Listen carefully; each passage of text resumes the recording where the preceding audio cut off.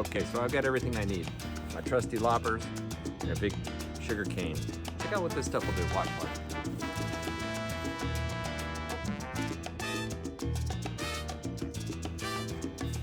Pretty gnarly, right? All right, check this out. Yeah, that's what I'm talking about. Powerful sugar cane. All right, let's chop this up.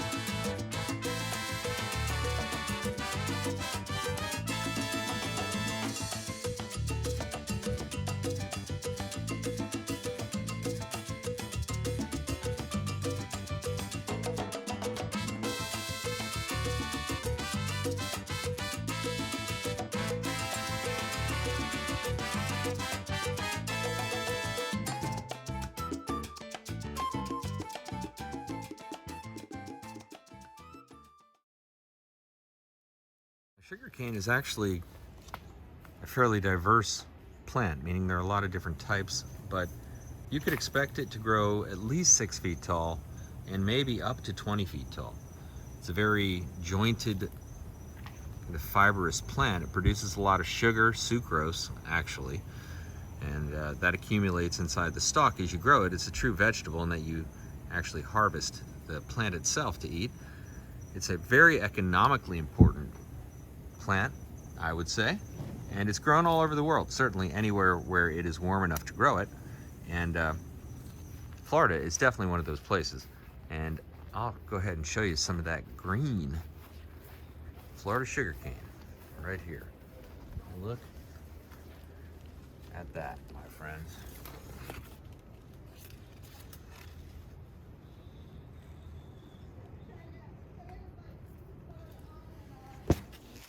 You can see many stalks, and that's after I stubbled it, meaning cut it back. It grew these new shoots. You can expect many crops off of one sugarcane plant, just like a grass plant, giant grass plant. You can see how it resembles that. Now, if you'd like to support the channel, all you need to do is anytime you go to Amazon, get there through links provided to Amazon in the descriptions of all the Eat Your Backyard videos.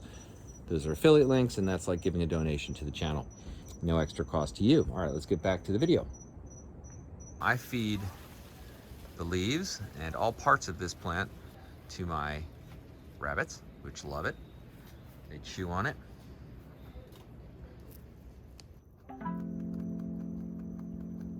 And when you take the outer skin off, it makes it so easy for them to eat. It's really, I think, one of the rabbits' favorite foods. They go crazy for it. Look, she'll come up to the front of the cage for it even.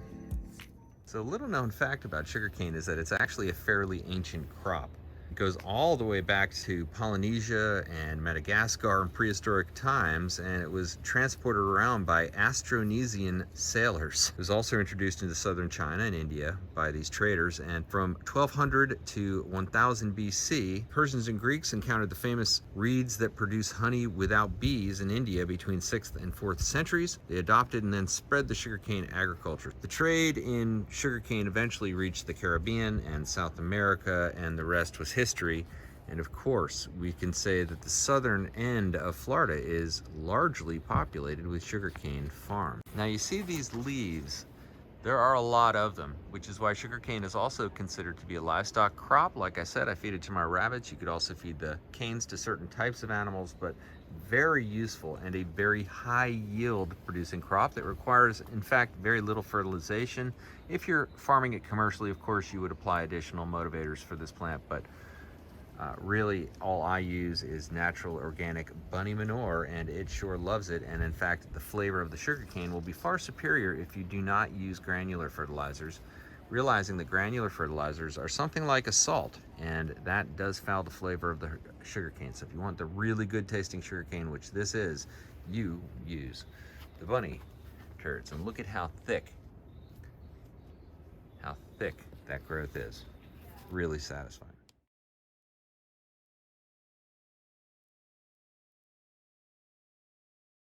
Let's talk about where you grow sugarcane. And primarily it's going to be in the tropics or subtropics, and you're going to want to have a plentiful supply of water. These plants require plenty of water. They don't tolerate frost, so if you get a frost, it's pretty much game over. Get a load of this red sugarcane. Just look at that. Is that beautiful or what? That's growing right out of a clump of lemongrass that I also planted around the base, which is an excellent application of growing this stuff, is where you put smaller grasses like this lemongrass to accent the taller grasses like this red sugarcane. And if you look on the other side of that fence, you'll see more sugarcane leaves. Those are green sugarcane, which get a little taller than these red sugarcane, at least the variety I have. So let's talk about cultivation. How do we get to this point? Well, it's actually really easy, but first of all, sugarcane will tolerate a fairly good range of altitudes, certainly up to about 5,200 feet, which is where they grow it in some areas like Colombia and Ecuador and Peru. Now, if you're looking at what kinds of soils facilitate excellent sugarcane growth, you're going to look for something that is well drained. And if you look down at the soils here, you see that it's mostly sand. Sand, loamy sand, a little bit acidic. Well, that is really what the sugarcane loves. It thrives in these soils, and in fact almost always sprouts, so very easy to get going.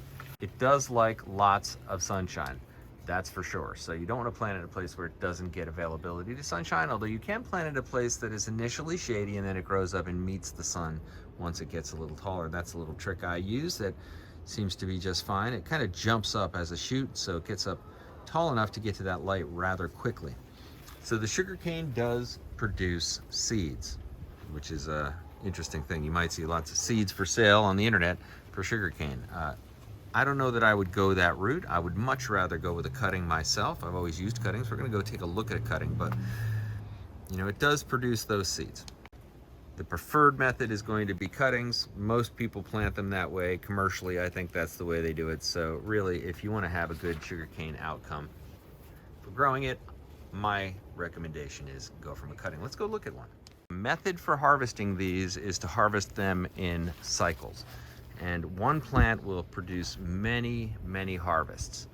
You just do what they call in the South stubble the cane.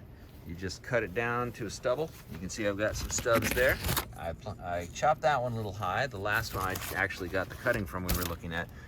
That was down a little bit lower, but you just kind of cut it down to the ground and up comes the new shoots. This one doesn't have any coming up right now because we're getting ready to go into the winter, but it will, I expect, send up a few even though it is going into the winter. That multi-crop effect is clearly evident here. You can see these two larger canes that are coming up through the left side of the plant, and then down through the middle we have three fresh canes which are just getting started. So there you go, 5 in 1.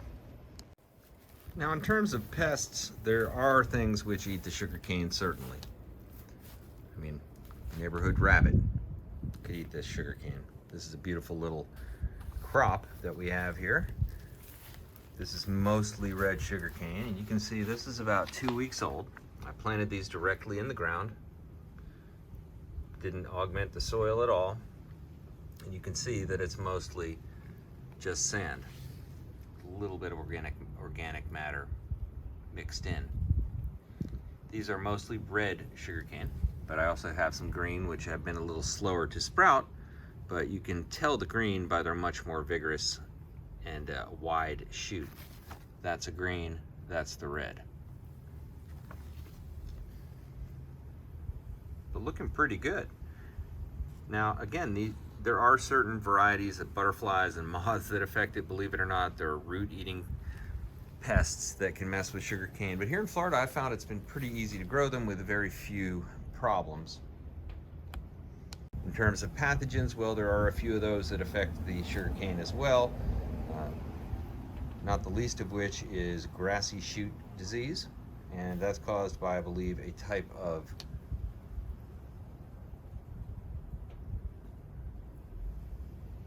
yeast. Things like the mosaic virus, maize streak virus, and sugarcane yellow leaf virus all affect the sugarcane. But you know what? I wouldn't expect you would get that unless you have sugarcane growing nearby. One way to deal with that kind of thing is to plant it in different areas of your yard, because the hope is that it won't affect all the different locations. I typically find that's the case. So, you know, I have sugarcane in several corners of my yard, so I'm feeling pretty safe against the types of things which might affect it in the area of pests and pathogens. One absolutely amazing characteristic of sugarcane is its ability to fix nitrogen fixation. Some varieties are capable of fixing nitrogen in association with certain types of bacteria, and unlike legumes, you know, like beans and other nitrogen fixing plants which you might be familiar with,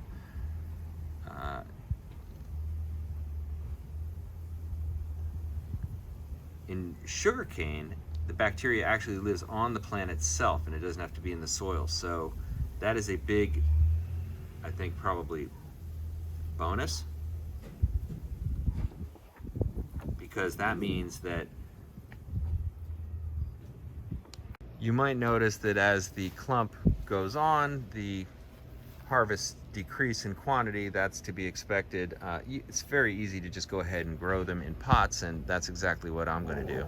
It's not just the sucrose. I mean, the fiber itself in the cane and also in the leaves is fuel for boilers and kilns. It can be used in the production of paper products. It can be used as mulch, as you saw on the side of my house, and also it's a raw material. It's also a raw material for the production of certain chemicals, which is very interesting. Note that I do chop and drop as well. I haven't got much here yet, but I'm going to be using the leaves, the dead leaves of the sugarcane, to chop and drop and form a organic return for these plants once they get started. And if you stay towards the end of the video, I'm going to actually show you how I eat them. We'll do a little taste test of this Florida green sugarcane. Oh man, is that delicious.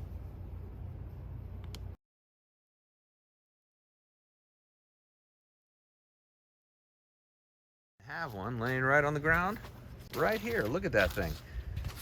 That is easily a 7-foot long cutting, if not 8. That's just the cutting. That's a mature sugarcane, green sugarcane in this case. And you can see the sugars have really matured in this. You see the reds and some of the darker browns. That's how you know it's really getting ripe and those sugars are maturing. Here's a cutting that's ready to go, and this is one we're going to plant as a demonstration. But the key is you want to have a healthy node, and this is the node. You'll see them on alternating sides. This was the side down closest to the ground. It has a little node hidden in there, you can see, and then one up, it has one there. So as you turn it, you can see every other node you have a bud. Now actually both of these will grow, and I'll show you the trick of, you could actually get 3 sugarcane plants out of this one cutting. Now the sugarcane I'm planting is intended for planting on that side area of my house, but I want to start it in a pot, get it growing really vigorously, and then transplant it to the ground.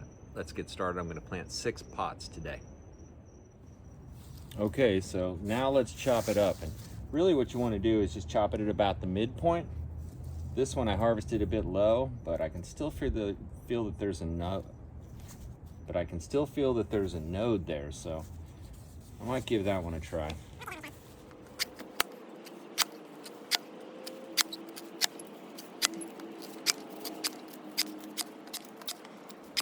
And there it is. All right, let's see how many cuttings we got from that.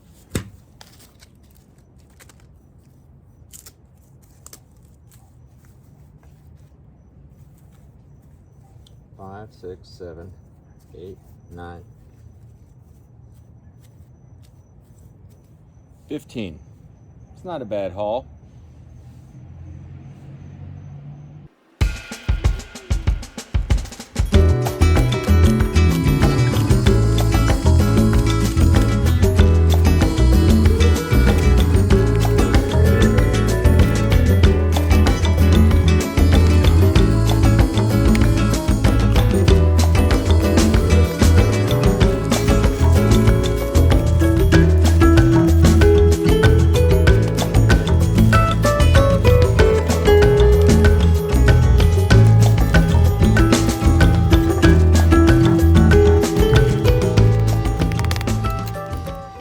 because I really want to turbocharge this grove, I'm gonna go ahead and plant 2 in each pot. I don't think that's too much. You could just plant them right next to each other. Remember, think of it more like grass.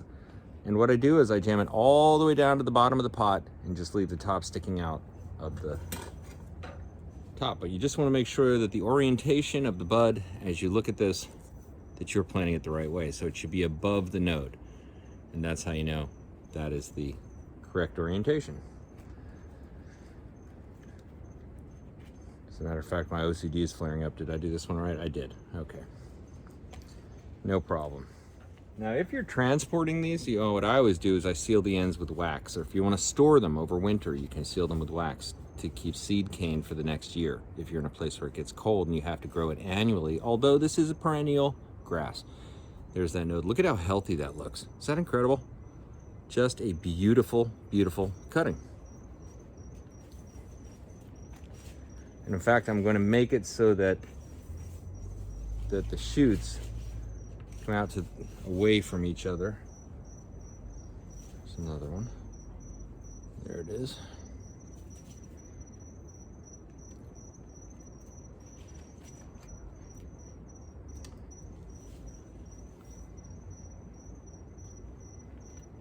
Something just very gratifying about planting sugarcane like this, especially when what you're planting is so fresh and ripe, like what this is.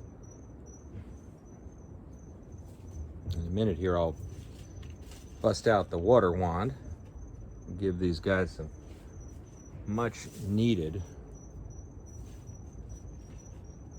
water.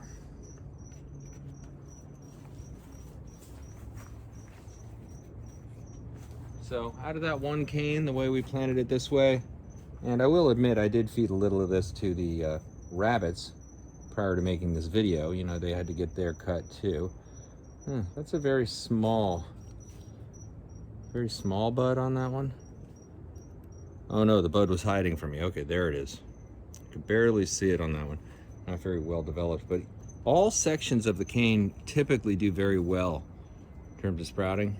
This one too, still got a little bit of the sheath left. You don't really need to peel that off, but I usually do. You can see it's a really immature bud on this one.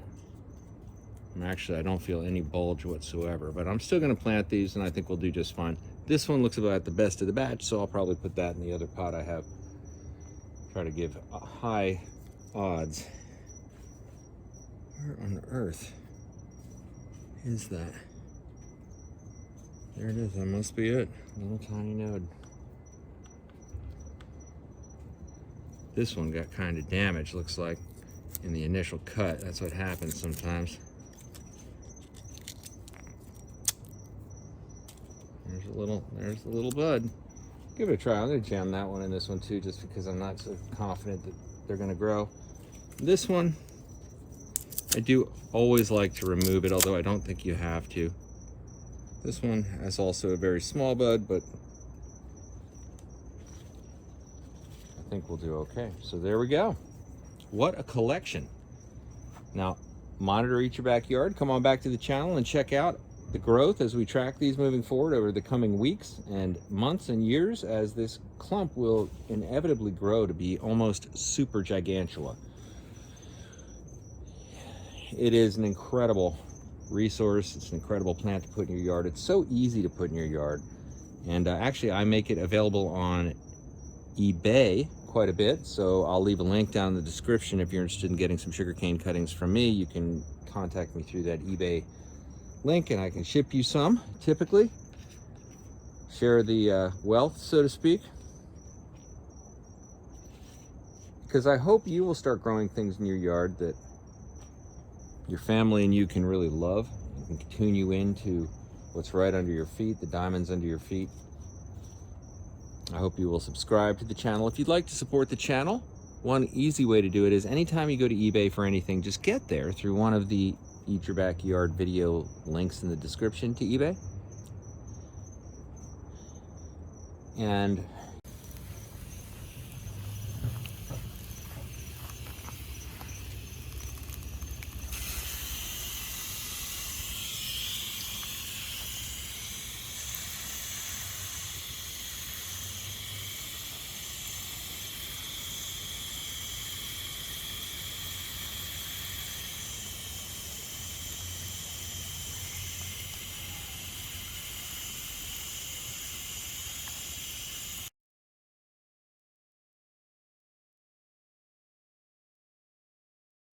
Certainly one of the most common ways to eat this here in sunny old Florida is to just chop a piece, peel it, and chew on the center of the cane.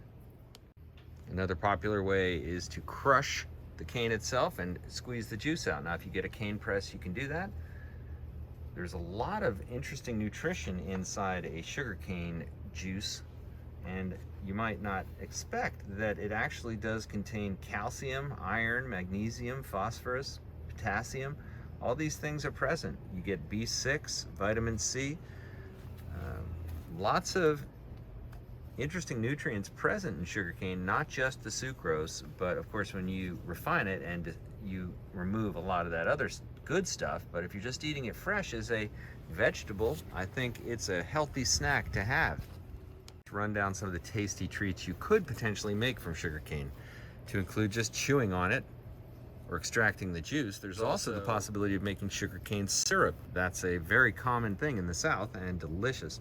Also molasses, falernum, which is a sweet and slightly alcoholic drink made from sugarcane juice. That sounds fantastic. There's cachaça. It's the most popular distilled alcoholic beverage in Brazil. It's a liquor made from the distillation of sugarcane juice. Of course, rum made from sugarcane.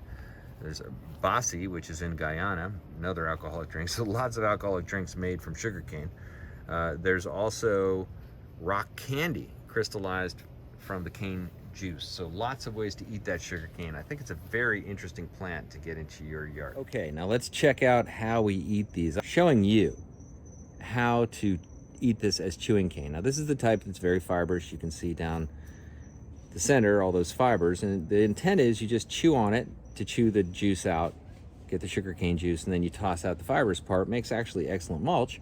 Now, one way, if you're going to be growing a lot of this, you can use a sugarcane peeler, which is a great thing to do. You can get it for about 10 bucks on Amazon. You can check the link in the description if you want to get one, but most people just have a knife. So that'll work just fine.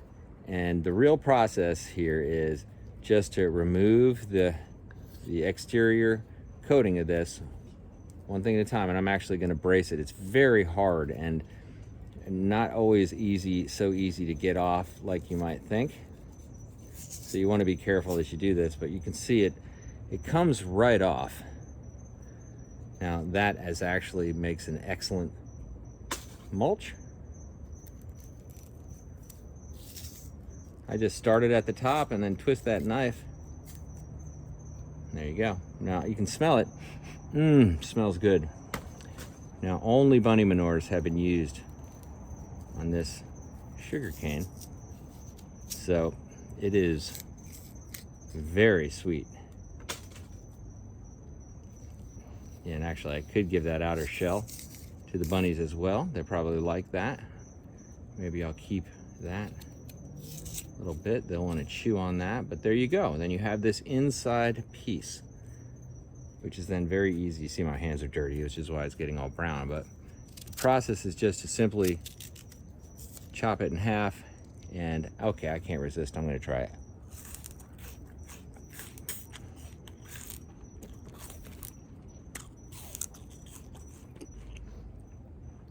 Wow, that's incredible. And you see, oh, it's delicious. It's so juicy. It's just unbelievable. And that's what you're left over with. All right, I'll save some for the rabbits, I suppose. Give the rabbits some sugarcane. Anything else? Want to try some sugarcane? Oh yeah, you do. As you can see, rabbits love sugarcane.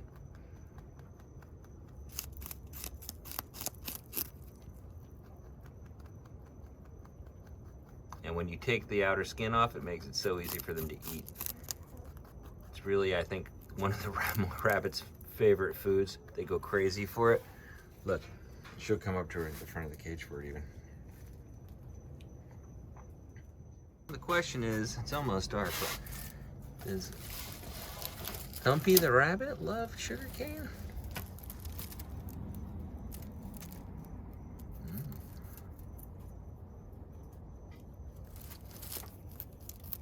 Oh, yes, he does.